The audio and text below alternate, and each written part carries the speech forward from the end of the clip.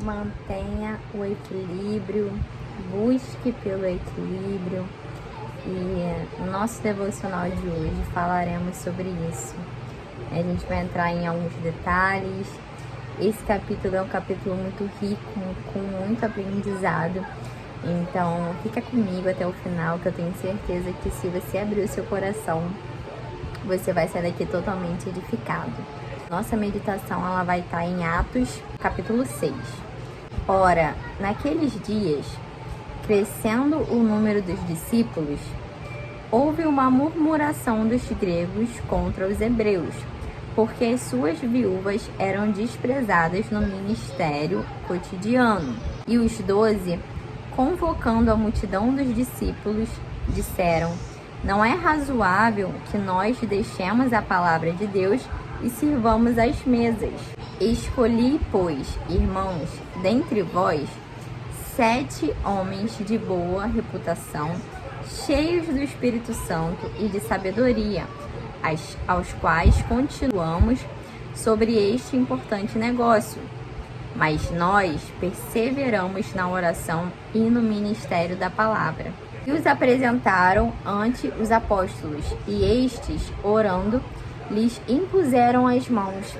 E crescia a palavra de Deus, e em Jerusalém se multiplicava muito o número dos discípulos, e grande parte dos sacerdotes obedecia à fé. Aqui estava havendo um problema.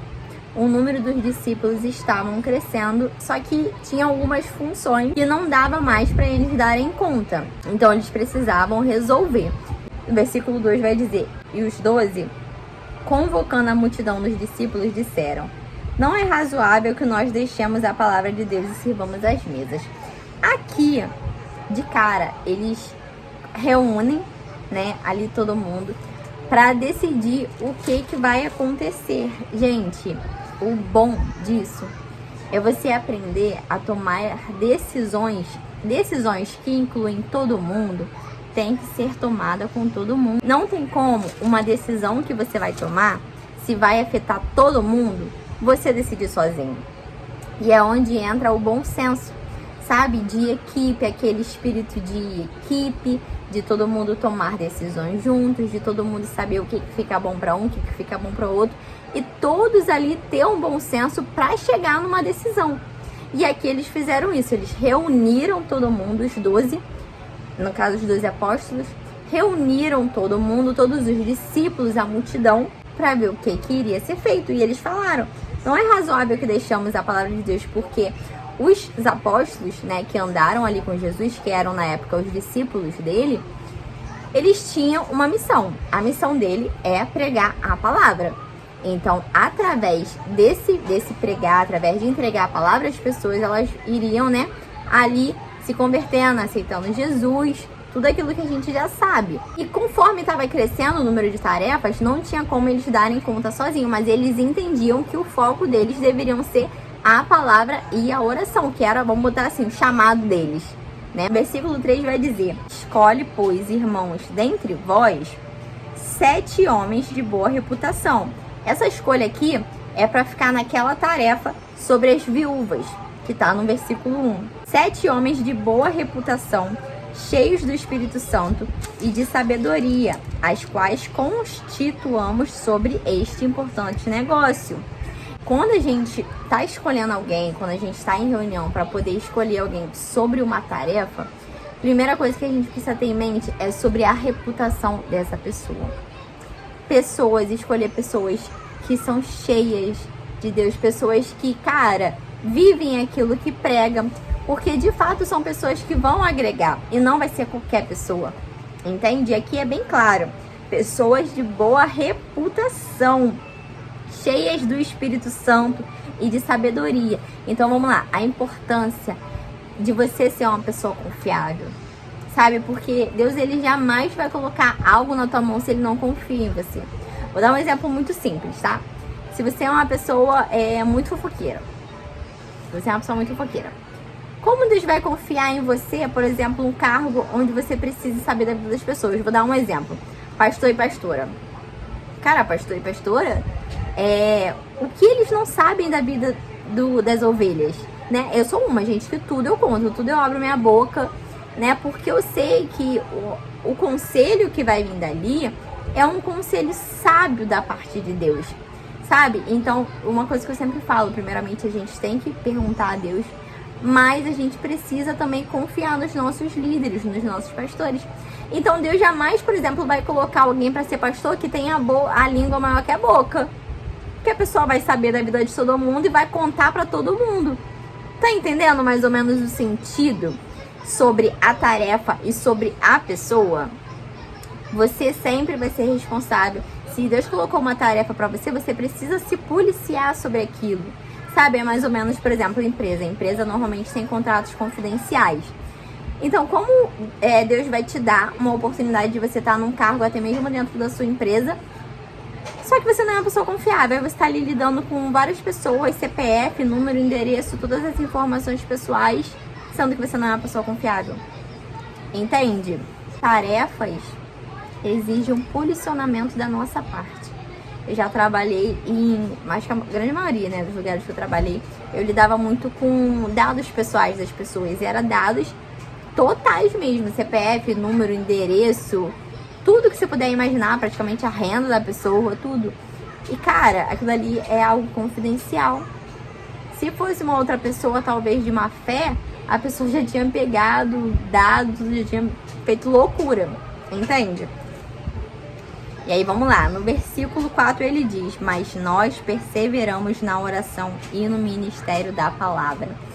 Aqui é a importância de você entender o seu chamado, de você entender aquilo que você veio, aquilo que Deus te chamou. Se você é do louvor, cara, foca no louvor. Se você é da palavra, foca na palavra. Se você é da dança, foca na dança, porque vai ser através daquele chamado que Deus vai te usar como canal. Entende? Vou dar um exemplo dos cantores gospels. Quantas vezes a gente já ouviu um louvor e sentiu que era Deus falando com a gente?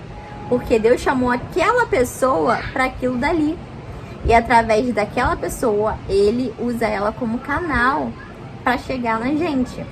Entende? Então aqui eles reconhecem que eles precisam focar na oração e no ministério da palavra. Então você precisa entender o teu chamado para você entender aonde você tem que focar.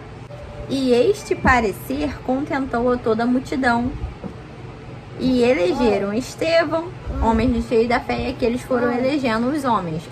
E aí, no versículo 7, para você ver, no versículo 4 eles falaram o quê? Mas nós perseveramos na oração e no ministério da palavra. E aí no versículo 7 vai dizer: e crescia a palavra de Deus, e em Jerusalém se multiplicava muito o número dos discípulos, e grande parte dos sacerdotes obedecia à fé. Quando você foca no teu chamado, você consegue, porque Deus, ele toca no coração das pessoas. Então, quando Deus, ele te unge pro teu chamado, filha, ele vai te abençoar. Ele vai abençoar o teu ministério, e aquilo ali vai expandir, porque você vai estar no lugar certo. E não fique triste se Deus te chamar para algo, você querer tentar algo novo, até que seja para Ele mesmo. Aconteceu isso comigo, né? Eu tava pensando em algo, né, de me expressar de uma outra forma, e o Senhor usou para falar que não era o momento. E eu entendi que, cara, eu já tinha em mente que eu preciso me dedicar um pouco mais na palavra. Esse é o chamado de Deus para minha vida. Ele disse que seria através da palavra que eu conseguiria ajudar o reino de Deus de alguma forma. Então, se Deus colocou essa responsabilidade para mim, eu preciso me dedicar mais, entende? Então, não se frustre, não queira abraçar o mundo. Vocês viram que aqui as coisas estavam crescendo e eles reconheciam que não podia dar conta de tudo.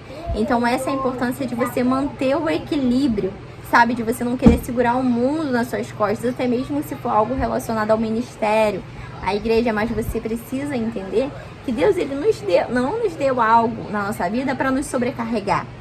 Ele nos deu algo para que a gente venha manter o equilíbrio. Se tá difícil, se tá pesado, peça ajuda.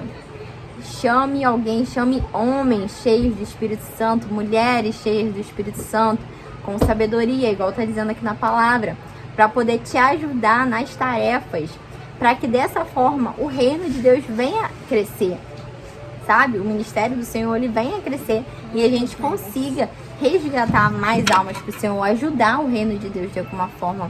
Então, se você não tem esse hábito de buscar ajuda, foca um pouco mais na palavra para que o Senhor venha revelar as escrituras para você, tá bom? Eu espero que esse vídeo tenha te edificado em nome de Jesus, tá? Fiquem com Deus e até a próxima.